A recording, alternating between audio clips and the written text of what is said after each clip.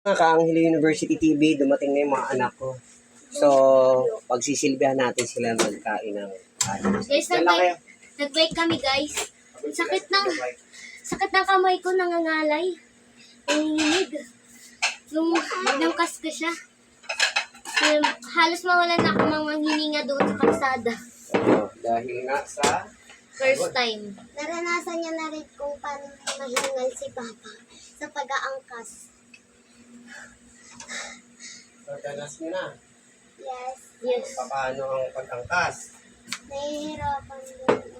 So, nahihirapan sila guys, no? Sakit lang dito ko kanino.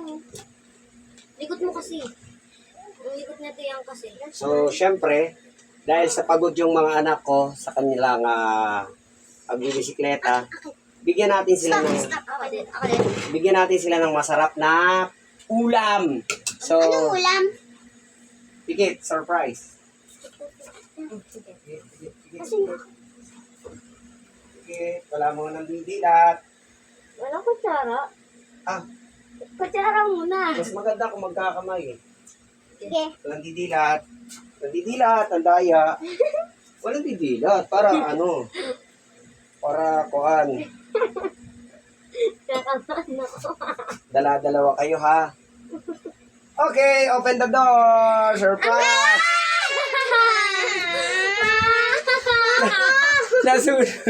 Nasunog ko yung ulam kanina. Teka lang.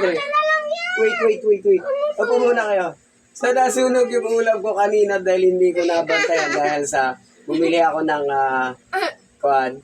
bali ito kasi ulam talaga namin mamayang gabi. Kaso lang nasunog ko, naging uling. So, kung makikita nyo guys, no, talagang uling. So, nabisi ako at talagang wala talagang ano, no. So, tinignan ko lang yung reaction. Actually, mamaya yan, haluan natin ng gulay. Ito talaga ulam natin. Wag. Hindi daw. Ayan, yan. O, etong ulam natin. Charan! Yay! So, maghugas ng kutsara.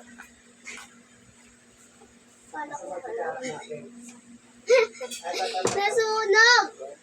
Oh no! Nangyari guys, nasunog. Sinunog ni Papa. I'm super hungry na. Nangyari, Papa. Lang, hinala naman ako. Ay nako, ang kutsara namin, 5 piraso na lang. Ang nasa baunan nyo di ba? So, yun ang nasa baunan. So, ito yung ulam namin talaga, guys. Oh. Maya na mayroong yung purple na sabaw. Asan yung Maya? So, meron siyang isda na maya, tas purple ang sabaw, no? So, yun, bigay natin sa Patingin mo kanila. yung Maya. Sabaw. Maya, akin muna ang sili. Ayaw Ano niyo yung naman Maya? ako. Gulay. Ayun. Ano yung Maya? Ganyan yung Maya. Yeah! So, yun, guys, no?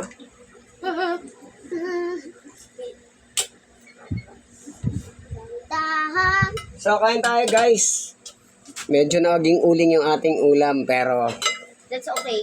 may prepared naman akong ulam na isa, kaya sulit naman yung pagkain nila nito. So, tara, samahan nyo kami, kakain kami. Pagpasensyahan nyo na. Salamat, guys. Soft drinks tayo.